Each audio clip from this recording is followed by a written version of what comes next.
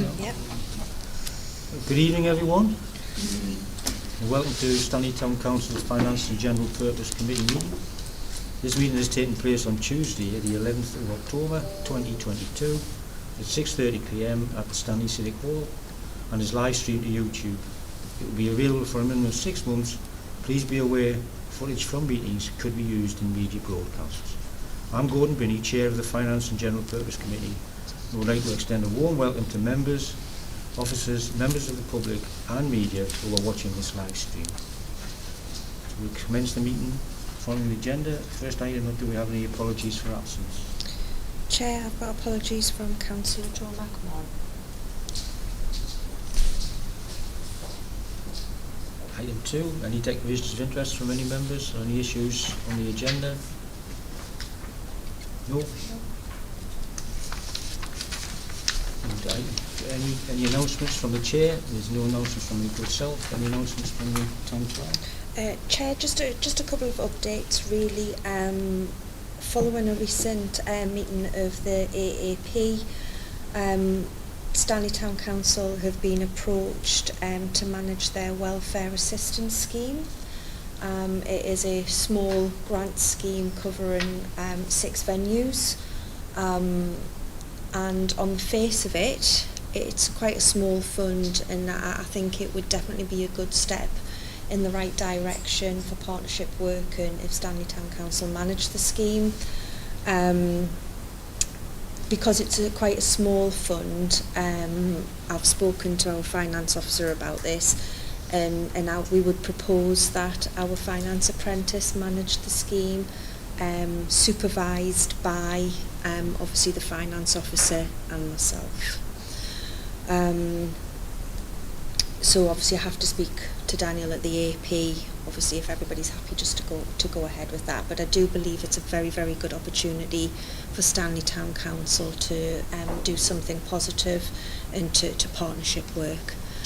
The other announcement I've got is I met with the new father from St Joseph's today, and we spoke about a memorial for the mass grave of those miners who died in the West Stanley mining disaster. It's something that's already been brought to council in the past, but just needs to be picked up again because it appears to have fallen by the wayside. So I've been speaking to him today. And the only other thing is I did send an email out following a number of conversations with a number of different councillors about their availability for a budget workshop on the 15th of October. We chose a Saturday morning because I thought availability might have been better than it actually is, but the budget meeting is so important to get everybody there to maximise attendance. I proposed that we brought the full council meeting and the budget meeting forward to the 18th of October. So far everybody is happy with that, appears to be happy with that to ensure maximum attendance. So I will send the agenda out this evening. Any comments, anyone on the 3 items? Are all members happy to support each of the initiatives? Yes. Yeah. Okay. Thanks very much for that. Item 4, any public participation? Nothing, Chair. We'll move on to item 5, which is the confirmation of the minutes. The members are asked to approve as an accurate record of the minutes for the Finance Committee and General Purpose Committee meeting which took place on the 13th of September. Attachment here. Has any members got any issues, any questions? Are you happy to move that it's an accurate record? Got a seconder for that? Move on to item 6, which is the council payable and bank reconciliation. Again, the members are asked to consider the attachments B, C and D and approve the payment of accounts for September 22nd, 2022 and the bank reconciliations for September 2022. Councillor Hanson? I propose we take the whole as one item and accept them instead. Okay. Second for that? Everybody happy to accept that? Move on to item 6, which is an update on the building working group. Again, we will receive a report from the town clerk with respect to the building working group. It is a very quick update. I have eventually received the inception report from Durham County Council. It makes interesting reading, and the final line isn't as bad as what maybe everybody was potentially expecting. So I will share that initially with the building working group first, so they can take a look at it and read through it to see what the recommendation is. I haven't heard back from Durham County Council yet, but I will be contacting them tomorrow, unless one of our town councillors has heard back from them. And I'm looking at Joan here, because she often hears bits and pieces as well. But obviously there is a recommendation in relation to the heating, but that's paying 100% of the amount. Obviously we wouldn't be responsible for 100% of the amount, because within the work that they're recommending is obviously a lot of work to ensure that the 1 point is maintained heating wise as well. So that is something else that we have to pick up too. So at the moment that's the update, but I will get that report out to the building working group in the first instance. I'll be with James Rawlinson tomorrow at some point. It may be latish on in the day. But we were at an AAP meeting yesterday, and I was with Ian Woods. I think, yes, Ian Woods. Yes. And there was a conversation going on around funding streams that are available. And Councillor Milburn did ask a question about a particular funding stream. I will ask James that very question tomorrow. And it's a regeneration amendment. Right. So if we can have it right, so I'll have it. I'll ask tomorrow why it hasn't. But the impression we got yesterday was that it was new money. Mm-hmm. Right. So that's perhaps why it hasn't come at this point in time. But I will ask tomorrow. Okay, thank you. Okay. Thank you for that. Any comments, anyone? No? Okay, we accept that. Moving on to item 8, which is the proposed St Cuthberts seating and cross installation at Tanfield Village. Again, we'll have a short report from the town clerk. So this is something else I was approached by Daniel at the AAP. I know Councillor Clark has been involved in this as well, so it was good to chat with her to get a little bit of the background. But basically, sort of the background of it is that the AAP, obviously correct me if I'm wrong, Councillor, along with a number of other organisations have, as part of Jack Hare's final work of local history, which is St Cuthbert, an account of the life, death and final journey of St Cuthbert, the Tanfield Connection details St Cuthbert's journey to his final resting place, and that during this journey the monks sought refuge in Tanfield for themselves in St Cuthbert's coffins from the Vikings. Partners including councillors and officers from Stanley Town Council, Stanley Area Action Partnership and Durham County Council have met to discuss how the above journey could be marked in the village. A St Cuthbert's cross and seating installation was viewed as the best options, and funding has been secured from current and former county councillors, Stanley Town Council and Visit Durham to help bring the project to fruition. A preferred final design has been consulted on with residents of Tanfield Village, and that happened a couple of weeks ago, wasn't it? Yeah. And planning permission is to be applied for. However, the future maintenance of the cross and the seating is being sought from Stanley Town Council as part of the planning application process. Highways will maintain the paving area of it. So obviously in your papers was obviously pictures and plans of what the installation is gonna look like. I have asked Daniel sort of, what would it cost to repair if it was broken? The problem is we wouldn't know what it would cost to repair until it actually becomes broken. It could be put onto our insurance policy, but obviously that would is likely to put up our premium, which is why I've brought it to yourselves this evening, because it's really a decision that yourselves need to recommend, to maybe make the decision or go to full council. It is a lovely installation, and it marks exactly what it needs to do. However, Durham County Council will only look after the paving area of it. I know there are a number of people in the village who will look after the planted area at the moment. Yeah, the Tanfield and Rose Group obviously said Yeah, they they look after the would look after the Mhm. flower part.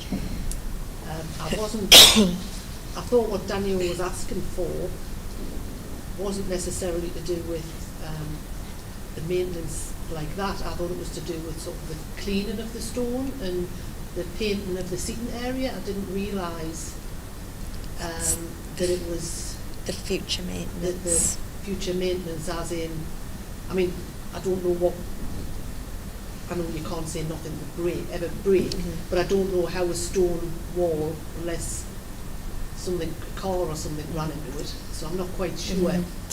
We're not quite sure I'm what not quite future sure, maintenance what would that means. be. I think he needs to clarify just exactly what future maintenance, Mhm. because obviously I was at the consultation, and as I say, the county council were saying that they were happy with the paved area and the obviously the disability ramp and what have you. That they were happy to deal with that, which is fine. I mean, currently the county council look after the seat that's already there, so I wasn't quite sure why, just because they're slightly changing the makeup, why they won't. Yeah. So that, I think that is some clarification needs to be sought around that. I'll go back to him, because I did say I have asked what maintenance. Yes. And it obviously it's very hard, because it's going to be brand new when it's put in. Sadly, if somebody drove into it, it would need to be made right again and replaced. But the general upkeep is, if it is going to need to be cleaned. The seating area is going to need to be looked after. That's just general wear and tear type stuff. So there would be that. The only thing I could compare it to is the installation that went in next to Tesco's in Consford for the steel. The steelworks, there's a big stone area there. Who maintains that? If county maintain that, then personally I would have thought it would have been a preferable thing that county would actually look after that installation as well, because it's a similar. I'm not quite sure. I think there's plenty of memorials within the area, and we'd be interested to understand how they're covering this matter. Because I think we had discussions, we looked at the one at Tanfield Lee, and then discussions with Chelsea Street. I think they said they insured it for about 4 years, and then DCC took it over. So it'd be interesting to know how they're dealing with this matter, to see whether there's been a change of practice or whatever it is. Yeah. And also you need to know what your liability is going to be going forward, to see if there's sort of As I say, I would be very interested, because as I say, there is quite a large installation that's gone in fairly recently for the concert. And I know they don't have a town council, but at the same time, if it's something that obviously the town council are feeling that it's viable, but it was actually generated via a county, we came in on the back of it, if you like. It was something that was potentially going to be happening anyway. And we kindly, as the council said, we would happily put some money in, whether it's something that we could clarify. My understanding is the installation is very similar to what the paving area will be like. It's a similar type of stuff, so I'm not quite sure why they'll look after the paving, but they won't look after the actual installation itself. Well, obviously the wall and the seating area and the cross, Mhm. my understanding is that it was all going to be done from some sort of reclaimed stone or whatever. Sandstone. So that would match in with Mhm. the stone that's already in Yeah. the village anyway. The paving area is, my understanding is that it's going to be etched and it's going to show the pathway. Mhm. So to me, I would have thought there would be more that could go wrong with the stones in the floor than could Mhm. potentially go wrong with the seating. It's the floor, the ground area is all going to be etched in Yeah. with a map and everything like that. So So Yeah. I think we just need a little bit You more. want to- As I that's say, fine, I absolutely am under the fine, yeah. understanding that the Blue Room Mhm. said they would look after the floral yeah, area. But I mean, as I say, at the moment, the seat that is already there is allegedly maintained by DCC, although I know it has actually been varnished by people that live in the village.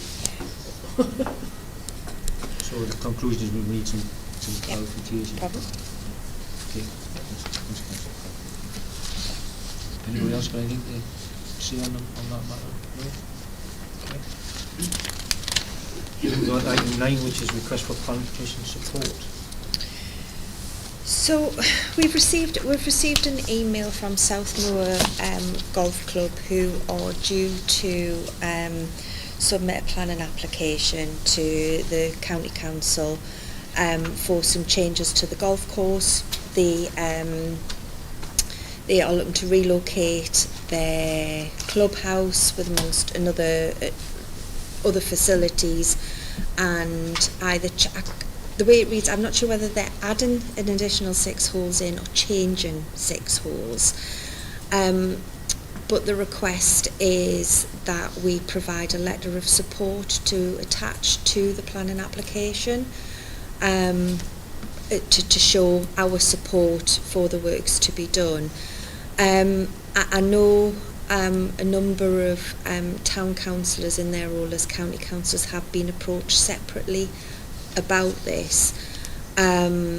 He has offered to come and do a presentation to full council if you wanted to see the work and things like that. I understand you can actually go down to the golf club and all the paperwork is out there. You can go down and have a look at the plans.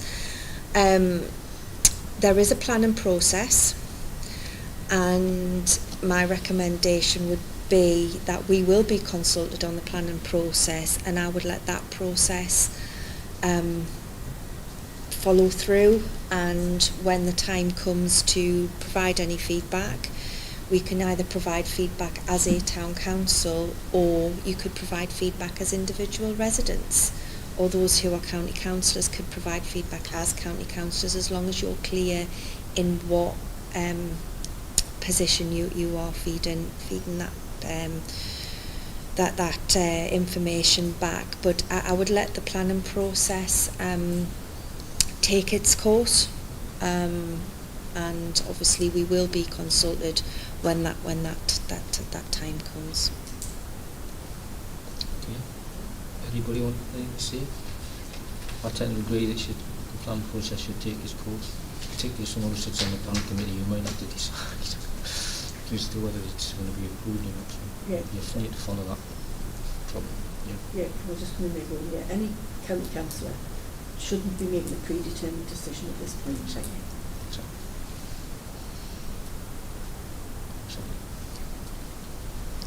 I will go back to the golf club to say, I brought it to the meeting. We'll need to let the planning process run its course.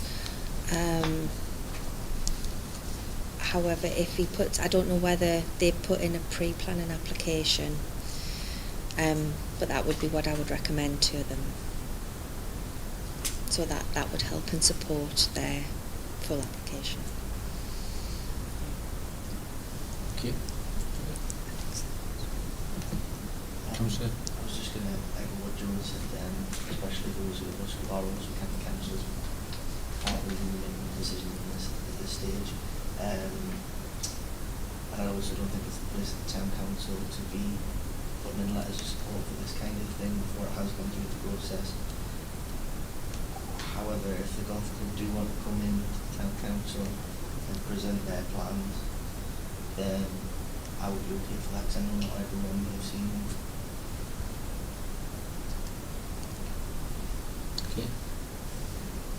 Are you all right with that? Okay. Move on to the last item, which is the date and time and venue for the next meeting, which is the Tuesday the 8th November 2022, 6:30 p.m. Stanley Civic Wharf. Thank you for your attendance.